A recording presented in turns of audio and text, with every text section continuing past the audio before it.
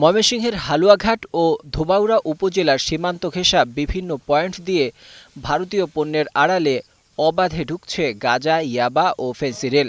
অভিযোগ রয়েছে, এসব মাদক কিশোর, তরুণ এমনকি স্কুল পড়ুয়া শিশুদের মাধ্যমেও বিভিন্ন এলাকায় ছড়িয়ে দেওয়া হচ্ছে। ফলে সীমান্ত অঞ্চলে পারিবারিক কলহ, সামাজিক অস্থিরতা ও অপরাধ প্রবণতা আশঙ্কাজনকভাবে বেড়ে গেছে। স্থানীয়দের অভিযোগ, মাদকের ভয়াবহ বিস্তারের কারণে এলাকায় চুরি, ছিনতাই, মারামারি ও নানা ধরনের সহিংস ঘটনা বাড়ছে। যে হালুয়াঘাটের যে পরিমাণ মাদকের ছড়াছড়ি, এতে করে যুব সমাজ নষ্ট হয়ে বিনষ্ট হয়ে যাওয়ার সম্ভাবনা অনেক বেশি এবং আগামী দিনে এই যুব সমাজের পাগল হওয়া ছাড়া আর কোনো পথ আছে বলে আমি মনে করি না।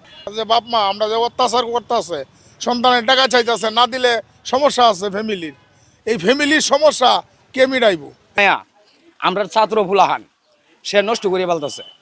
এই 100 টাকা ধরাই দেয় একটা ফুলাহানের এত, 50টা টাকা ধরাই দেয় কি এ আমার 10টা বুড়ি মুহের এত দেগা এই ফুলাহানরে দেয়া।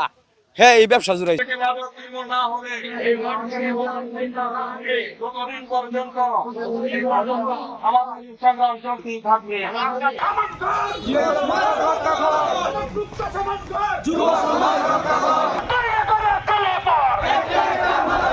তখন আমরা তথ্য নিয়ে দিই, তারা ধরে ধরিয়া মাদপানে কার কাছ থেকে, কুর্দতালির কাছ থেকে।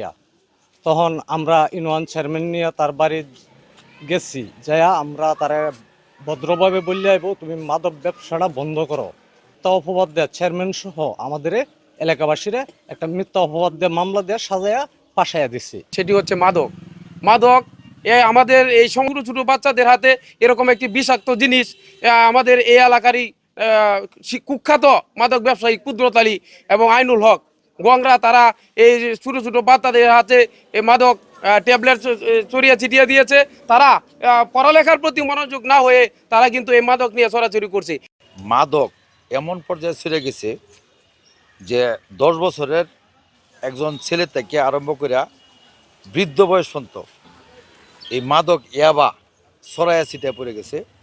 এই মাদকের কারণে আমরা বিচার করতে গেলে স্বামী স্ত্রীর ঝগড়া, এটা মিটাতে গেলে দেখা যাচ্ছে স্বামী তার স্ত্রীকে চিনে না, স্বামী তার সন্তানকে চিনে না, সন্তান তার বাপকে চিনে না। এই মাদকে আসক্ত এমন পর্যায়ে গেছে লাস্টে ছাড়াছাড়ি করতে আমরা বাধ্য হই।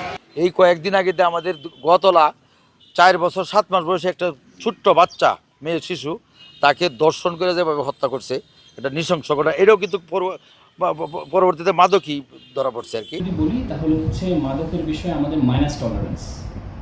তো আমাদের মাদকের বিষয়ে এটা 365 দিনই আমরা আমাদের যে সজাগ পেট্রোলিং এটা আমাদের থাকে, 24 ঘন্টার পেট্রোলিং, এবং এই বিষয়ে আমাদের যথেষ্ট পরিমাণে উদ্ধার তৎপরতা চলমান রয়েছে।